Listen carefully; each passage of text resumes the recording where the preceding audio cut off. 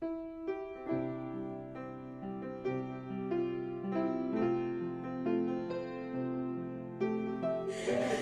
semua harus seperti Kaleb, amin? Ya, bahkan untuk zaman sekarang ini Tuhan sangat berahmat pada kita. Dengan mata kepala kita bisa melihat teladan seperti Kaleb, Ibu Munte, Ibu Gembala kita. Kaleb adalah seorang yang sangat beriman. Itu sebabnya dia sampai kepada janji Tuhan. Tadi sudah disampaikan Ibu Munte, sesudah kita selamat, sudah kita lahir baru, Tuhan punya maksud, Tuhan punya panggilan. Ada tujuan kita, masing-masing kita harus menemukannya dan mengerjakannya. Secara garis besar semua kita anak-anak Tuhan dipanggil Tuhan untuk menginjil dan memuridkan. Itu perintah agung. Untuk masing-masing di antara kita ada talenta daripada Tuhan, ada karunia daripada Tuhan yang harus kita kerjakan. Tuhan tidak mau kita menyimpannya untuk diri kita sendiri. Namun untuk mengerjakan itu semua, kerap kali kita butuh iman. Bukan kerap kali, memang harus dengan iman. Karena mengerjakan maksud Tuhan yang besar, karena Tuhan kita besar, maksudnya selalu besar, tidak bisa kita melihat kepada sumber daya kita sendiri. Kita akan merasa tidak mampu, tidak sanggup, panggil orang lain saja Tuhan. Ini pun sudah ngos-ngosan Tuhan. Tapi Kaleb tidak demikian. Walaupun orang-orang seumurnya, satu generasinya bermatian di depan matanya. Dan dalam kurun waktu 40 bahkan 45 tahun, Kaleb punya banyak kesempatan untuk menyerah. Kita pun punya banyak kesempatan untuk menyerah. Jangan diambil.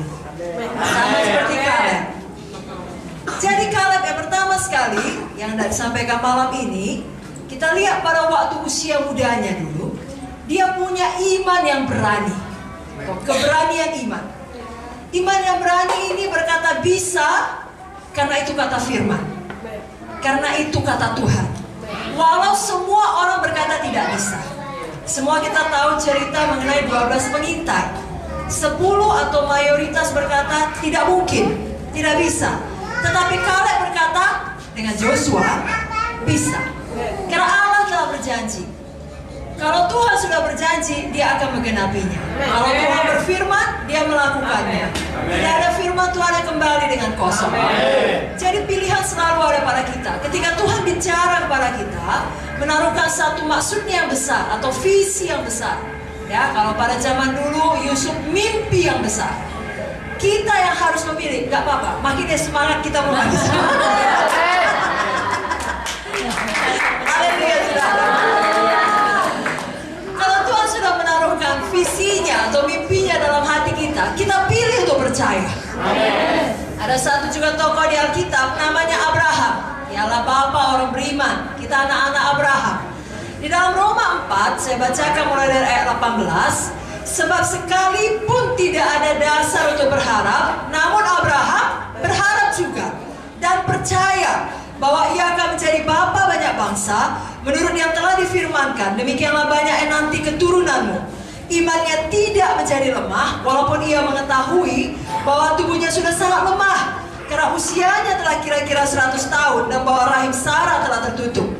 Tetapi terhadap janji Allah ia tidak bimbang karena ketidakpercayaan, malah ia diperkuat dalam imannya dan ia memuliakan Allah dengan penuh keyakinan bahwa Allah berkuasa untuk melaksanakan apa yang telah ia janjikan.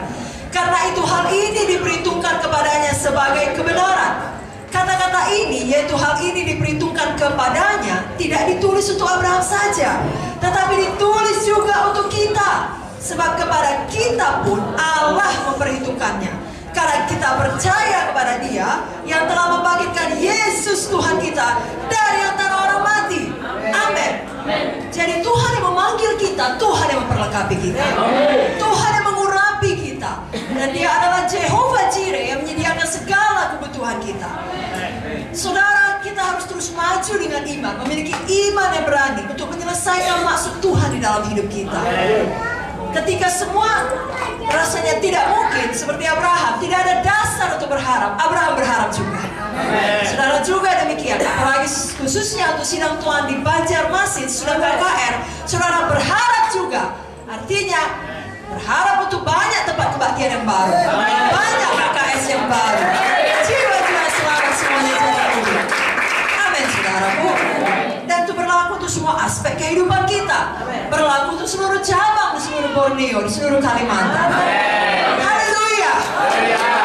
Memang itu DNA-nya Tuhan di dalam kita. Ya, Tuhan yang besar, maksudnya juga besar bagi kita. Ya, kita harus punya iman yang berani.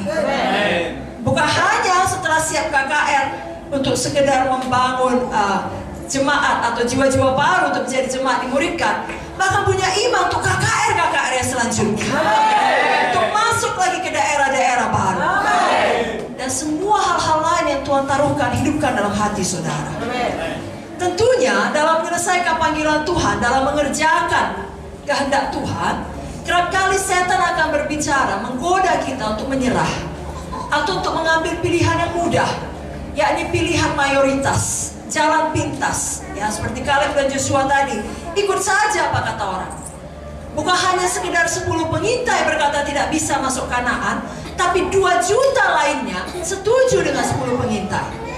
Pikiran waras berkata, tidak ada gunanya berpendapat berbeda. Apa yang bisa kami lakukan? Kami hanya 2 orang melawan 2 juta. Tetapi berapa minoritas pun perkiraan kita menurut akal waras manusia, bila bersama dengan Tuhan, sesungguhnya secara rohani kita adalah mayoritas. Yang paling penting, iman yang berani, saudara bersetuju dengan apa kata Tuhan.